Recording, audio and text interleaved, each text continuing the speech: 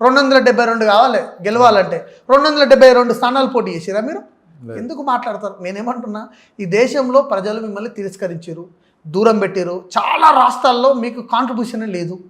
ఈరోజు చిన్న చిన్న పార్టీలను కూడా ఈరోజు పట్టుకొని వేలాడే పరిస్థితి మీకు వచ్చింది. నేనేమంటున్నా అంటే అధికారం ఇవ్వనయ్యే సొంతం కాదు. ప్రజలు తలుచుకుంటే ఏదన్నా చేయగలుగుతారు. రాత్రికి రాత్రి ప్రైమ్ మినిస్టర్ ఉన్నోడు కూడా కామన్ మ్యాన్ కాగలుగుతాడు భారతదేశంలో తలుచుకుంటే. కాబట్టి అధికారం ఎవరికి సొంతం కాదు. హిందూ ధర్మం పైన ఈ విధంగా బురదలే విధంగా మాటలు మాట్లాడితే తీసుకోవడానికి హిందువులు ఎవరు కూడా సిద్ధంగా లేరు. జనాలకి రీసెంట్గా ఒలింపిక్స్ గేమ్స్ సందర్భంగా ప్రకాష్ రాజ్, భారతదేశం అంతా ప్రకాష్ రాజ్ అంటే గుర్తుపడతారు. అన్ని భాషలలో నటించిన వ్యక్తి. తను 100 గ్రాములు పెరగడం వెనుక మోడీ ఒక పాదం ఊపినట్టు ఒకటి క్రియేట్ చేయడం అనేది జరిగింది. అంటే నిజంగా మోడీ కేవలం హిందువులకు మాత్రమే ప్రైమ్ మినిస్టరా, లేకపోతే ప్రతి ఒక్కరికి ప్రైమ్ మినిస్టరా? వాళ్ళ దాంట్లో ఎందుకు ఆ విధంగా బీజం నాటింది అనుకోవచ్చు. నేనేమంటున్నా, ప్రకాష్ రాజు ఒక మెంటల్ క్యాండిడేట్. ప్రకాష్ రాజుకు మెంటల్ పట్టింది, గట్టి చెప్పాలంటే పిచ్చి పట్టింది. ఎర్రగడ్డ హాస్పిటల్కి రావాలి ప్రకాష్ రాజు.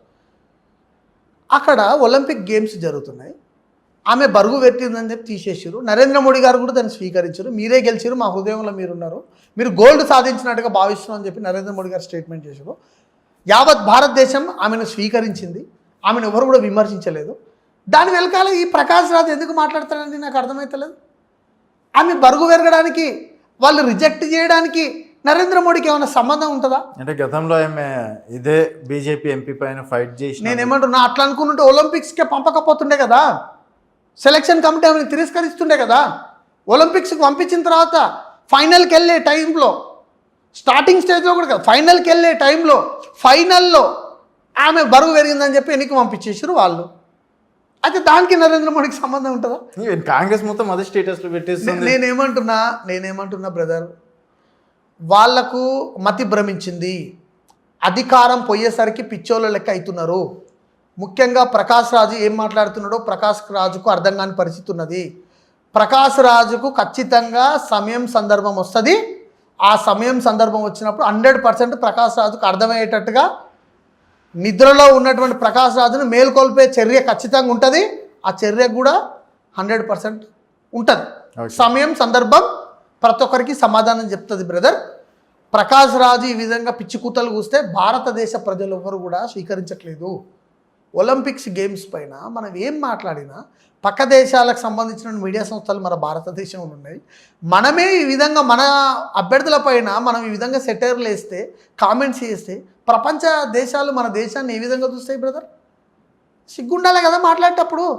రాజకీయంగా జై 100 కోట్ల అవినీతి చేసినావు అని చెప్పు, అధికార పిచ్చి పట్టిందని 100 మాట్లాడు, నీకు హక్కు ఉంది రాజకీయ నాయకునిగా. ఈ విధంగా గేమ్స్ పైన ఈ విధంగా మాట్లాడడం అనేది ఇంతవరకు కరెక్ట్? చెప్పండి మీరు ఒకసారి. సో ఇప్పుడు మనం చూసుకున్నట్టయితే ఇప్పటికీ దాదాపుగా 5-6 ఒలింపిక్స్లో మెడల్స్ వచ్చినాయి మనకి. 6 అనుకుంటాను నిన్న నైట్ తోటి. 140 కోట్లు ఉన్న జనాభా ఒక్క గోల్డ్ మెడల్ సాధించలేకపోయింది. కేవలం 6 పథకాలు మాత్రమే రావడం అనేది జరిగింది. దీన్ని ఏ విధంగా చూస్తాను? దీన్ని నేనేమంటే ప్రభుత్వ చేతగానితనంగానే భావిస్తున్నాను. అది దేశంలో ఉండని, రాష్ట్రంలో ఉండని. ఇంత ముందుకు ఉన్నటువంటి కాంగ్రెస్ ప్రభుత్వం ఉన్నది, బీజేపీ ప్రభుత్వం. నేను ఇప్పుడు మీరు మన ఇద్దరం వెళ్దాం, కెమెరా తీసుకొని పోదాం.